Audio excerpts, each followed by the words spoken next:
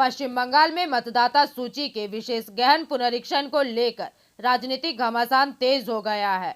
सूत्रों से जानकारी मिली है कि शनिवार को तृणमूल कांग्रेस के एक उच्च स्तरीय प्रतिनिधि मंडल ने राज्य के मुख्य निर्वाचन अधिकारी से मुलाकात की है और करीब 58 लाख मतदाताओं के नाम सूची से हटाए जाने पर कड़ा विरोध दर्ज कराया। इस प्रतिनिधि मंडल में राज्य के मंत्री मलय घटक, अरूप विश्वास, चंद्रिमा भट्टाचार्य, शशि पांजा और मानस भूइयां शामिल थे।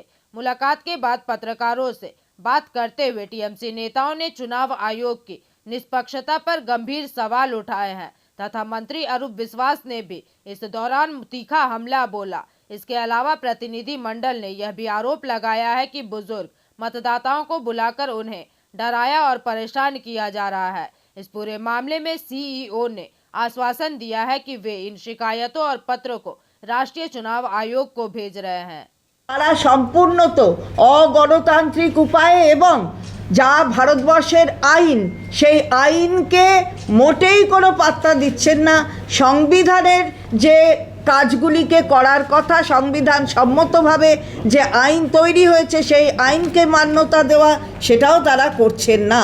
এবং ইআরওর যে নির্বাচনী এই প্রক্রিয়াতে তার যে ক্ষমতা সেই ক্ষমতাটাকে কেড়ে নেওয়া হচ্ছে, এটা চলতে পারে না। ইআরওর ক্ষমতা কেড়ে ভোট দিয়ে আসছিলেন, এটা নিয়ে আপনারা তার থেকেও তো বড় সাংসদের বাড়ির লোক। আপনাকে তো বলছি মানুষ জনপ্রতিনিধি কাউন্সিলরদের নাম মৃত হিসেবে দেখানো হয়েছে, রানিং কাউন্সিলর।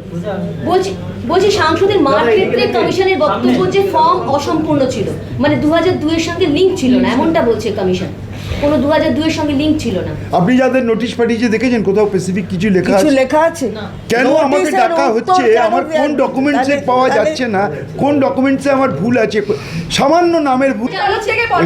এটা একটা পরিষ্কার প্রথম দিন থেকে আমাদের দল, আমাদের নেত্রী মমতা বন্দ্যোপাধ্যায়, আমাদের সেনাপতি অভিষেক বন্দ্যোপাধ্যায় বারবার যেটা বলেছি, এটা হচ্ছে একটা বিজেপির ষড়যন্ত্র, একটা চক্রান্ত।